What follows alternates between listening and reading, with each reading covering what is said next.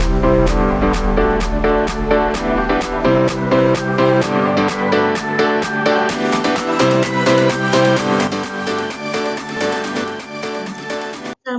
warahmatullahi wabarakatuh.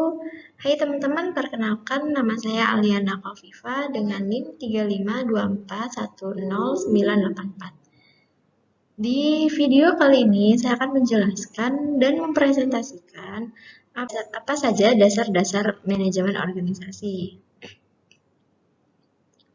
Video ini dibuat untuk memenuhi ujian tengah semester dari mata kuliah organisasi dan manajemen industri. Yang pertama, kita langsung ke pembahasan yaitu definisi dan prinsip manajemen.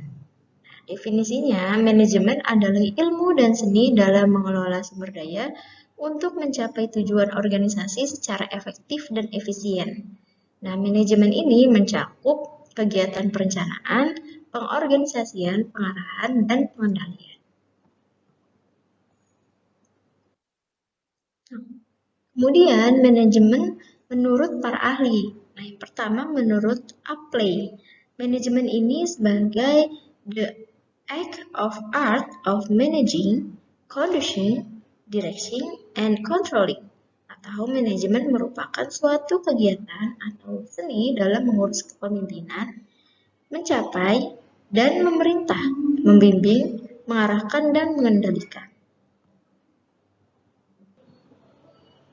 Nah, sedangkan menurut Mary Parker Follett dalam Vocation Business 2003, beliau mendefinisikan manajemen sebagai seni menyelesaikan pekerjaan melalui orang lain.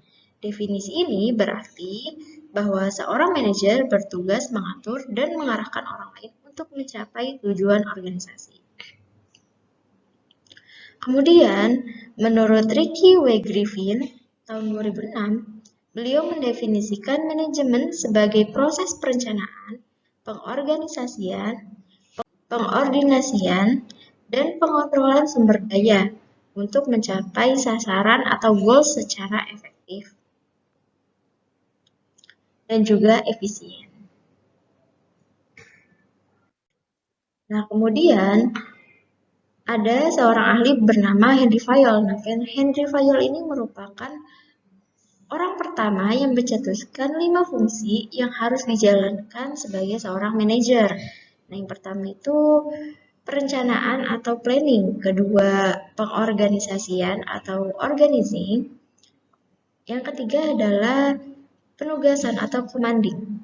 Nah, yang keempat adalah koordinasi atau coordinating, dan yang kelima adalah pengendalian atau controlling.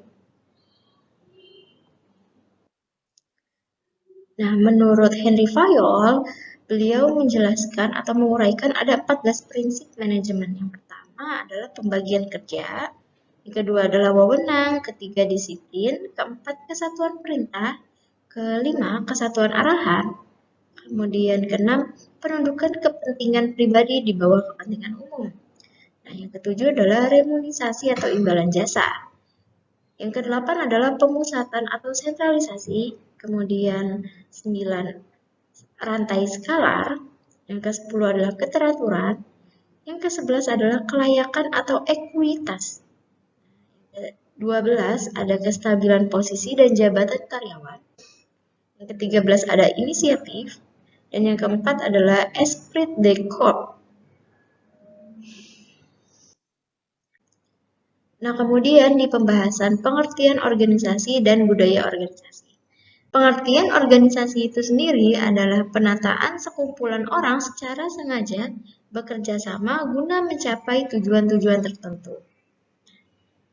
Untuk menjalankan organisasi dengan segala permasalahannya, diperlukan manajemen yang dilakukan secara sadar dan terus-menerus secara berkesinambungan. Kemudian pengertian budaya organisasi. Kemudian ada budaya organisasi. Budaya organisasi atau organizational kultur merupakan himpunan nilai, prinsip, dan cara bekerja yang dianut bersama dan mempengaruhi perilaku serta tindakan para anggota organisasi. Nah, kemudian, penerapan manajemen organisasi di lingkungan masyarakat. Penerapan manajemen dapat ditemukan dalam lingkungan politik, kemudian lingkungan hukum, ekonomi, budaya, serta pendidikan. Nah, dalam bidang pendidikan, manajemen mencakup perencanaan, penganggaran, pengorganisasian, pengarahan, pengawasan, koordinasi, pengambilan keputusan, dan evaluasi.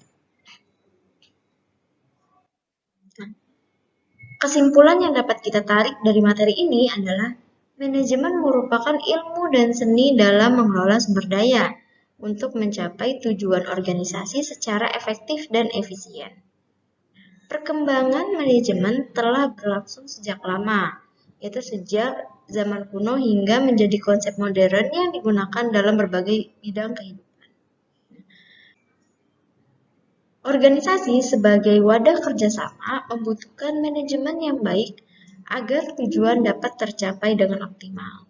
Selain itu, budaya organisasi memiliki peran penting dalam membentuk perilaku anggota organisasi dan meningkatkan kinerjanya.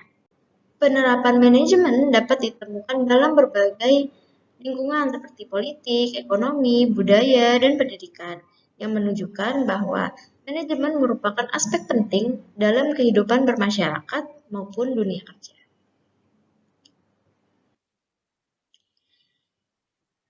Sekiranya cukup presentasi penjelasan dasar-dasar manajemen ini. Semoga materi kali ini bermanfaat dan dapat kita pelajari ke depannya.